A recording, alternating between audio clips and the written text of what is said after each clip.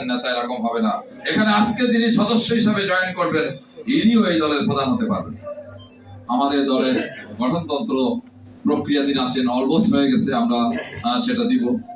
আমাদের এই গঠনতন্ত্রে সেখানে একই ব্যক্তি রাষ্ট্রের প্রধান এবং সরকার এই দলের প্রধান থাকতে পারবে না। দলের প্রধান যদি রাষ্ট্রীয় উনি দায়িত্ব পান, রাষ্ট্রের প্রধান হন, তবে উনি দল ওনাকে তখন দলের প্রধান ব্যক্তি হবে। এভাবে আমাদের কিছু কিছু নতুনত্ব আমরা এনেছি আমাদের গঠনতন্ত্রে। আমাদের প্রমোশন পলিসির কথা বলেছিলাম। ধরেন একটা ব্যক্তি ওয়ার্ডের সমাজ কল্যাণ সম্পাদক, সে হবে, তার প্রমোশন হবে জেলা থানা সমাজ কল্যাণ সম্পাদক, জেলা সমাজ কল্যাণ সম্পাদক, কেন্দ্রীয় সমাজ কল্যাণ সম্পাদক, তার শ্যাডো ক্যাবিনেটের বা বেসমেন্ট থাকবে সমাজ কল্যাণ। এবং এইরকম ধরেন সমাজ কল্যাণ নিয়ে যারা কাজ করে দলে ধরেন 100 জন লোক আছেন, এই 100 জন লোকের ভিতরে যিনি বেস্ট থাকবেন, আমাদের দল যখন ক্ষমতা আসবেন উনি সমাজ কল্যাণ মন্ত্রী হবেন। এইভাবে তারপরে স্টেজে যারা থাকবেন তারা সমাজ কল্যাণের আওতাধীন যে অধিদপ্তরগুলি আছে ওটার প্রধান হবেন। তাহলে আজকে যে সচিবালয় কেন্দ্রিক যে সচিবদের যে দৌরত্ব, ফাইল সরে না, টেবিল আটকায়, এই দৌরত্ব থাকবে না, কারণ ওনারা এক্সপার্ট। যখন এক্সপার্টরা জায়গায় চেয়ারে বসবেন তখন কিন্তু আর এই সুযোগ থাকবে না যে কেউ যে মন গড়া একটা প্রস্তাব দিয়ে তৈরি করে। প্রচুর ভুয়া ফাইল হয়, প্রচুর ভুয়া কাগজ তৈরি হয়, আমরা জানি কিভাবে রাষ্ট্রকে ক্ষতি করা হয়েছে। আমাদের এক্সপার্টরা যখন চেয়ারে থাকবে এগুলি সুযোগ পাবে না। আমরা এই ধরনের প্রতিটা স্টেজে আমাদের লিডারদেরকে, নেতা কর্মীদেরকে আমরা এক্সপার্ট হিসেবে তৈরি করতে চাই। আমাদের প্রত্যেক ব্যক্তি যেন একটা রাষ্ট্রের কাঠামোগত কোথায় কি আছে সেই সংশ্লিষ্ট বিষয়ে সে যেন ক্যাপাবল থাকে, আমরা এইভাবে তাদেরকে তৈরি করতে চাই। এবং যারা ইতিমধ্যে তৈরি আছে তাদেরকে আমরা দলে ইনক্লুড করতে চাই। আমাদের দলটা হবে একটা ইনক্লুসিভ দল। স্যার এভাবে ব্যাখ্যা করেছেন, এই জন্য আমরা এই লাইনে আমি যাচ্ছি না। আমরা আজকে দেখেন যানজটের মৌলিক সমস্যা, হয়তো সবাই কথা বলছে যানজট নিয়ে, বাট এটাকে সলিউশনের জন্য এক্সপার্ট কোন সিস্টেম ইতিমধ্যে আসতেছে না। একেবারেই সহজ সিস্টেম। আজকে রাস্তার দুই পাশে আপনি জানেন ম্যাক্সিমাম জায়গায় রাস্তাগুলোকে সংকুচিত করা হয়েছে লিজ দিয়ে। আমাদের ঢাকা শহরে ম্যাক্সিমাম রাস্তা 300 ফিট ছিল, এটা দুই পাশে 100 ফিট লিজ দিয়ে দেশ রাস্তাকে সংকুচিত করা হয়েছে। এখন ফ্লাইওভার লাগতেছে, অন্য অনেক কিছু লাগতেছে। কিন্তু যদি পরিকল্পিতভাবে করা হয়, ঢাকার চতুর্পাশে যদি 10টা বা 12টা এন্ট্রান্স পয়েন্টে স্টেশন করা হয়, টার্মিনাল করা হয় এবং terminal to terminal inter transition system থাকে, তাহলে কিন্তু এই যানজট থাকে না। আমরা এক্সপার্টরা কাজ করতেছি, আমরা এক্সপার্ট অপিনিয়নগুলো দিব কিভাবে রাস্তাগুলোকে ডাইভার্সিফিকেশন করা যায়, কোন সিস্টেমকে ডেভেলপ করা যায়, আমরা এই সিস্টেমগুলো দিব। আমরা শুধুমাত্র রাজনীতি করার উদ্দেশ্যে রাজনীতি করতে চাইনি, আমরা চেয়েছি জনগণের সেবা করতে, জনগণের সেবা দিতে, জনগণের যে দুর্বিষহ জীবনযাত্রা, এই জনগণরা দুর্বিষহ থেকে ফিরিয়ে আসতে পারে, দুর্বিষহ মুক্ত হতে পারে, এটা এই ব্যবস্থাকে আমরা প্রণয়ন করতে চাই। প্রতিটা সিস্টেমের জন্য আধুনিক এবং প্রযুক্তিগত সিস্টেম থাকে, আমরা সেটা করবো। আমরা বলেছিলাম যে সফটওয়্যার বেস, প্রতিটা সিস্টেমে যদি সফটওয়্যারে কাজ করা হয় তাহলে কিন্তু প্রত্যেকটা সেক্টরে একটা আলটিমেটলি একটা সিস্টেম ডেভেলপ করবে। আমরা সেই সিস্টেমগুলো ডেভেলপ করতে চাই। আমরা ইতিমধ্যেই কমপক্ষে 100টি রাজনৈতিক দলের সাথে কথা বলেছি, ওয়ান টু ওয়ান কথা বলেছি তাদের সাথে, যেন আমরা যে আসতে চাই, আমরা কারা, আমরা নিজেদেরকে জানান দিয়েছি, তাদের সাথে পরামর্শ নিয়েছি, তাদের অপিনিয়ন নিয়েছি আমরা, এবং একটা সম্প্রীতির বন্ধনে বাংলাদেশকে আমরা আবদ্ধ করতে চাই। রাজনীতির জন্য, রাজনীতিবিদরা যেন একে অপরের বন্ধু হিসাবে একই অঙ্গনে একই সঙ্গে রাজনীতি করতে পারে, আমরা এরকম একটা এনভায়রনমেন্ট ক্রিয়েট করতে চাই।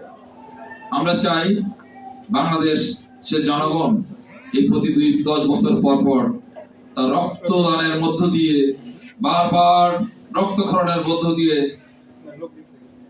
একটা জাতিকে বারবার এই দুর্দশার মধ্যে যেন ফেলে না দেওয়া হয়। আমরা এটার জন্য আমাদের পলিসি থাকবে। আপনি জানেন যে কথা বলে পলিসি দিয়ে যুদ্ধ থামানো যায়। এই জন্য আমাদের সবসময় কলহ উন্মুক্ত থাকবে। যে কোনো বিষয়ে আলোচনার মধ্য দিয়ে আলোচনার টেবিলে আমরা সমাধান করতে চাই। প্রত্যেকটা বিষয় আমরা চাই জাতীয় ঐক্য তৈরি করতে। জাতীয় ঐক্য নিয়ে অনেকেই কথা বলেছেন, আমাদের ডক্টর ইউনূস সাহেব ডাক দিয়েছেন। জাতীয় ঐক্যের মধ্য দিয়ে দেশটাকে গড়তে হবে, কাউকে বাদ দিয়ে নয়। সকলকে অ্যাকোমোডেশন করে জাতীয় ঐক্যের মধ্য দিয়ে দেশটাকে গড়তে হবে। শুধু জাতীয় ঐক্য সরকার করলে দেশটা আমরা মনে করি না সলিউশন হয়ে যাবে। আমরা আগে সকলকে অ্যাকোমোডেশন করেই এটা রাজনীতি তৈরি করতে হবে। সকল পেশার লোক যেন অ্যাক্সেস পায়, সকল পেশার লোক যেন রাজনীতিতে আসার সুযোগ পায়। রাজনীতি যেন কারোর, আমাদের দলের অন্যতম মত থাকবে যে যারা যারা রাজনীতি করবে তাদের পেশা থাকে। পেশাহীন রাজনীতি দুর্বৃত্তায়নকে জন্ম দেয়। আমরা কোনো দুর্বৃত্তায়ন সৃষ্টি করতে চাই না। যাদের কোনো পেশা নাই ভব করে আমরা তাদেরকে রাজনীতিতে দায়িত্বে আমরা তাদেরকে দিতে চাই না। আমরা চাই সে তার পেশা দিয়ে আর্নিং করবে আর রাজনীতি সে সেবা করবে, এখানে খরচ করবে। রাজনীতি কারো ইনকামের মাধ্যম হবে না। আমরা এটাকে প্রায়োরিটি দিতে চাচ্ছি। আমাদের দলে 10-12 জন ব্যারিস্টার আছেন, শতাধিক লয়ার আছেন, আমাদের সামরিক বাহিনীর শতাধিক ব্যক্তিবর্গ আমাদের মাঝে ইতিমধ্যে ইনক্লুডেড হয়েছে। আমরা সবাইকে নিয়ে আমাদের একটি পর্যায়ক্রমে আমরা একটা অনুষ্ঠান করে আমরা, এবং আমাদের ধরো একটা বিষয় আছে যে ট্রেনিং বেস পলিটিক্স, আমি কথা বলতে ভুলে গেছি। ট্রেনিং বেস, কোন দলের ট্রেনিং সিস্টেমটা নাই, দুই একটা দলে থাকতে পারে। আমরা ট্রেনিং সিস্টেমটাকে ডেভেলপ করতে চাই। ট্রেনিং মেডিটেশন ছাড়া একটা মানুষকে ডেভেলপ করা সম্ভব না, মানুষকে তৈরি করা সম্ভব না।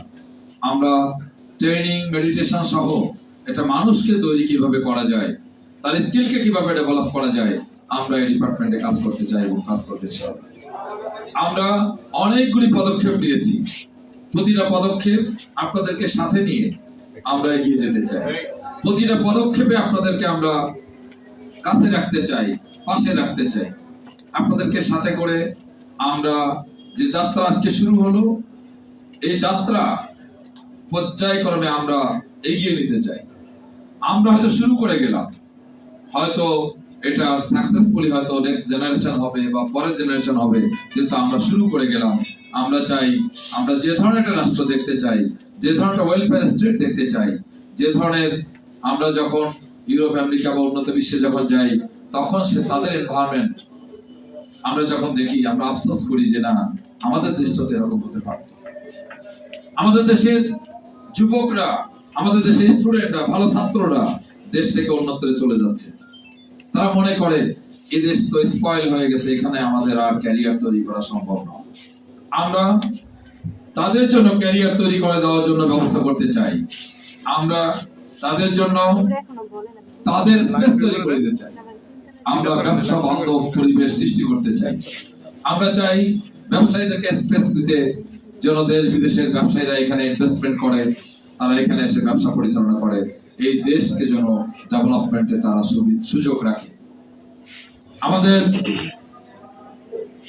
আমাদের দেশকে ডেভেলপ করার জন্য যেগুলি অর্গানোগ্রাম আছে, সেই প্রত্যেকটা অর্গানোগ্রামকে আমরা কাজে লাগাতে চাই। আমরা চাই এই দেশকে এগিয়ে যাওয়ার জন্য, ধরেন আমাদের যে ফরেন পলিসি আমাদের অবশ্যই থাকবে। আমাদের দেশের একটা পলিসি থাকবে, যে দেশটাকে, দেশের রাষ্ট্রীয় একটা পলিসি, রাষ্ট্রীয় কাঠামো কখনো চেঞ্জ হবে না। এই কাঠামোটাকে আমরা রেডি করতে চাই। আমরা আমাদের কি নোটস এর মাধ্যমে আমরা সেটা জাতিকে দিব। এভাবে প্রতিটা সেক্টরে আমরা নিজেদেরকে তৈরি করতে চাই, রেডি করতে চাই, যার মধ্য দিয়ে এই দলকে বাংলাদেশের নেতৃত্বে সমাসীন হওয়ার মতো যোগ্যতা সম্পন্ন একটি কর্মী বাহিনী আমরা তৈরি করতে চাই, যার মধ্য দিয়ে এই দেশকে লিড করার মতো এক ধরনের যোগ্য নেতৃত্ব আমরা এখান থেকে রেডি করতে পারবো ইনশাআল্লাহ। আমরা আমাদের মাঝে একজন যুগ্ম আহ্বায়ক আছেন, উনি আজকে কোর্টে ছিলেন, ওনার একটা বিশেষ মামলা ছিলেন, উনি শেষে এসেছেন। আমি ওনাকে একটু ফ্লোর দিব কথা বলার জন্য। আমাদের টাইম ছিল হলো 11টা থেকে 1টা, তো এটা আমাদের টাইম ছিল, তো আমরা তার আগেই শেষ করবো, হয়তো আমরা 1:15 দিকে শেষ করবো, হয়তো 15-20 মিনিট আমরা শেষ করতে পারবো। আমরা এই জন্য একটু আপনারা 15-20 মিনিট যদি অপেক্ষা করবেন, এর ভিতরে একজন একটু কথা বলবেন, যে পয়েন্টটা এর ভিতরে এসে যাবে। আমরা ওদেরকে বলে রেখেছিলাম 12:30টায় দেওয়ার জন্য, আমরা জানি 1টায় আমাদের প্রোগ্রাম শেষ হবে, সেজন্য। তো যাই হোক, আমরা এই পর্যায়ে কথা রাখছেন ASM খালিকুজ্জামান, আমাদের যুগ্ম আহ্বায়ক, প্রখ্যাত রাজনীতিবিদ, গবেষক, লেখক ডক্টর SM খালিকুজ্জামান।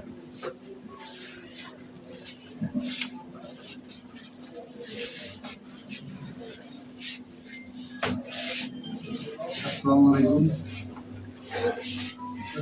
একটু জরুরি কাজ দেখায়, বেশি কথা তো আপনাদের সঙ্গে